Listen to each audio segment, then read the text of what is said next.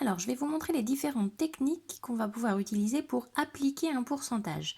Appliquer un pourcentage, ça veut dire, si on a une classe de 30 élèves et qu'on a 20% des élèves qui adorent la proportionnalité, on va chercher combien est-ce que ça fait d'élèves. Donc, combien représente 20% de 30 élèves. D'accord?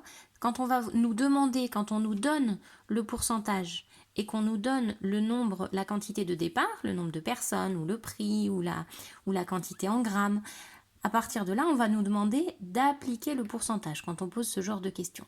Pour ça, on va avoir beaucoup de méthodes différentes. La proportionnalité, chacun va pouvoir utiliser la méthode qu'il veut. C'est la meilleure méthode, c'est la méthode qui va vous paraître à vous la plus logique, la plus simple. Alors, je mets en première méthode l'utilisation du tableau de proportionnalité. Je la mets en premier, c'est pas du tout celle que je préfère et celle qui est la plus logique, mais c'est celle que vous aimez beaucoup faire, les élèves. Donc je la mets en premier. Donc on fait un tableau. Hop, j'ai fait ici un tableau. Quand on fait un tableau, on doit bien indiquer que vont représenter nos lignes pour que ce soit clair. Donc j'ai ici le nombre d'élèves. Donc dans ma classe, j'ai 30 élèves. Hop, je vais mettre en bleu, pardon. J'ai 30 élèves. Et le pourcentage, je vais le mettre en face. Donc 30 élèves correspond à 100% de ma classe. Moi, je cherche 20%. Combien est-ce que ça fait d'élèves? C'est ça la question que je me pose. Donc je dessine mon tableau de proportionnalité, on fait un beau tableau à la règle, au crayon à papier. Et ensuite, on va utiliser les techniques de proportionnalité qu'on connaît, c'est-à-dire que je remarque que pour passer de 100 à 20, ici je vais diviser par 5. Parce que 20 fois 5, ça fait 100. Donc, puisque c'est proportionnel, de l'autre côté, je vais faire exactement la même chose. J'écris mes calculs, c'est important d'écrire les calculs. Mince, je divise par 5, pardon. C'est très important d'écrire les calculs parce que ça permet d'expliquer ce que vous êtes en train de faire. Donc, puisque j'ai fait la même opération en haut et en bas, c'est parfait. 30 divisé par 5, ça fait 6. On utilise bien une couleur différente. Ici, on a les nombres qui sont donnés dans l'exercice et ici, on a le nombre qu'on vient de calculer, nous, qu'on vient de trouver par calcul, avec ce calcul. On le met d'une couleur différente, ce qui permet à vous, quand vous vous relisez, de savoir qu'est-ce que vous venez de trouver. Vous venez de trouver ce nombre-là et pas un des trois autres. Et ça permet à une personne qui corrige ou à quelqu'un qui vous aide à voir ce que vous êtes en train de faire. Une fois qu'on a fait ça, on va faire notre phrase-réponse. Cela fait donc 6 élèves. Et on a terminé. Pour le tableau de proportionnalité, il y a certains d'entre vous qui auraient pu faire le tableau légèrement différemment. Je recommence avec le même tableau. Mon nombre d'élèves. Dans ma classe, j'ai toujours 30 élèves. 30 élèves qui représentent 100%. Nous, ce qu'on veut, c'est trouver 20%. Hop. Il faut que j'enlève le... Voilà, je cherche 20%, je cherche quel est le nombre d'élèves qui est ici, ça c'est le nombre que je recherche. Pour réussir à faire ça, on va là encore utiliser la proportionnalité. Certains d'entre vous, vous allez me faire, hop, vous allez ici diviser par 10, parce que 10, 100 divisé par 10, ça fait 10, on enlève un 0, c'est facile. Donc en haut, on va aussi diviser par 10, ce qui du coup est facile. Et pour passer de 10 à 20, on va multiplier par 2. Donc en haut, je vais aussi multiplier par 2. 3 fois 2, ça fait 6. On va retrouver qu'en face du 20%, on a bien 6 élèves. Donc, cela fait donc 6 élèves. On obtient exactement le même résultat. Heureusement, c'est le même problème. Sauf qu'on a utilisé la même méthode, la méthode du tableau de proportionnalité, mais en utilisant des méthodes, des techniques de proportionnalité de calcul différentes. Ici, on a directement divisé par 5, alors qu'ici, on a rajouté une étape supplémentaire. On a le droit, vous avez tout à fait le droit de faire ce genre de choses. C'est de la proportionnalité, donc toutes les techniques que vous avez vues dans le chapitre de proportionnalité, vous avez le droit de les appliquer sur les tableaux. Je change de méthode. Donc ça, c'est la méthode du tableau de proportionnalité. Vous avez le droit de faire cette méthode si vous voulez, si vous la comprenez bien. La deuxième méthode, c'est celle que moi je préfère, que je trouve la plus logique, c'est la méthode des phrases. Hop, pardon, j'enlève le reste. La méthode des phrases. La méthode des phrases, on va traduire notre 20%. 20%, ça veut dire qu'on a 20 élèves pour 100 élèves qui adorent la proportionnalité. Donc, ça veut dire que si j'ai une classe de 100 élèves, j'en aurai 20 élèves qui adoreraient la proportionnalité. Ma question, c'est que moi, j'ai une classe de 30 élèves et je cherche donc combien est-ce que ça me fait d'élèves ici qui adorent la proportionnalité. Donc, je vais encore utiliser mes techniques de proportionnalité. Je vois que pour passer de 20 à 100, on a multiplié par 5. Donc, en bas, ici, on va aussi multiplier par 5. Et c'est bien le nombre 6 qui, multiplié par 5, va me donner 30. Donc j'utilise des phrases, qu'est-ce que ça veut dire 20%? Ça veut dire qu'on a 20 élèves pour un total de 100 élèves. Sauf que nous, on n'a pas un total de 100 élèves, on n'a que 30 élèves.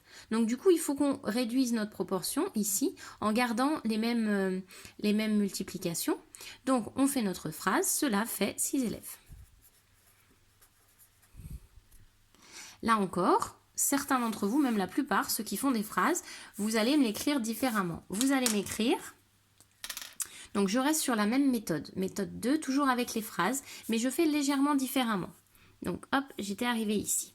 Je vais écrire que 20%, quand on utilise la méthode des phrases, on écrit toujours cette phrase. On écrit toujours notre pourcentage, signifie, et on le transforme par rapport au problème. Donc ici, on est dans un problème avec des élèves, donc on a bien 20 élèves pour 100 élèves. Moi, je me pose toujours la question de combien ça fait dans ma classe de 30. Sauf que comme étape, on va faire une étape différente. Au lieu de passer par en haut, on va passer par les côtés. On ne connaît pas de multiplication ou division qui nous fait passer de 100 jusqu'à 30. Par contre, si on arrivait à ici trouver 10 élèves, ça, on sait faire. Parce que pour passer de 100 à 10, ben, on a divisé par 10. Pardon. Et ensuite, pour passer de 10 à 30, ben, ici, on a multiplié par 3. Ça, on sait faire. Donc, de l'autre côté, je vais faire pareil. Ici, je vais d'abord diviser par 10. Et ensuite, mon résultat, je vais le multiplier par 3. Je fais la même opération des deux côtés.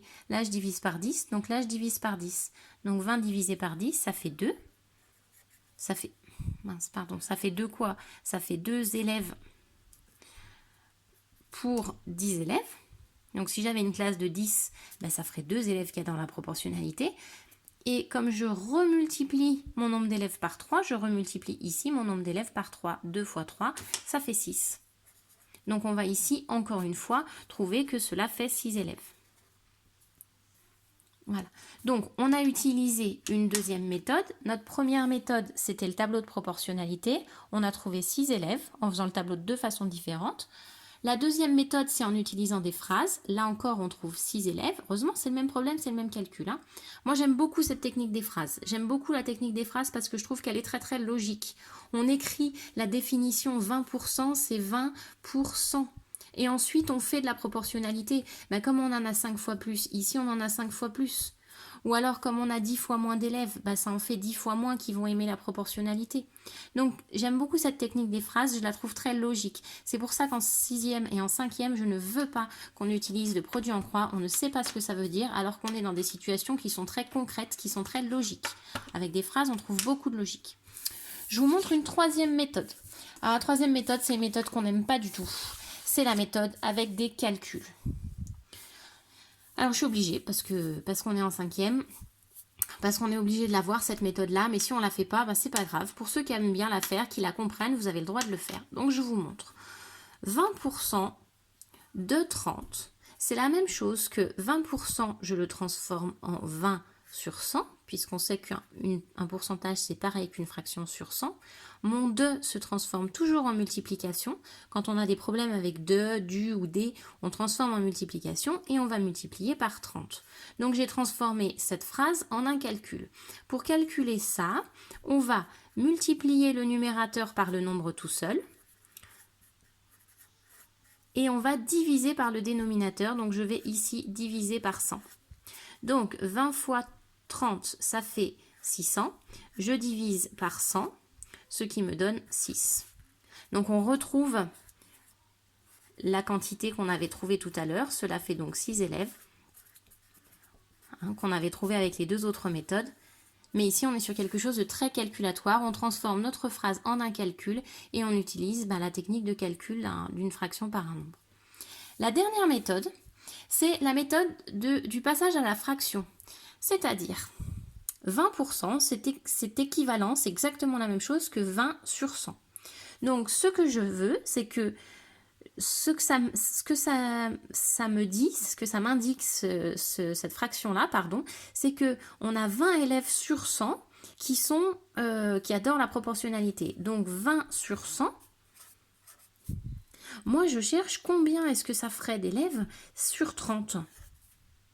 Et ici, on va de nouveau utiliser la proportionnalité, on va utiliser les fractions égales. Donc là, je ne sais pas par combien on multiplie ou on divise, donc je ne vais pas pouvoir faire l'opération dans ce sens-là. Par contre, je peux faire l'opération dans ce sens-là. Je sais que 20 multiplié par 5, ça fait 100.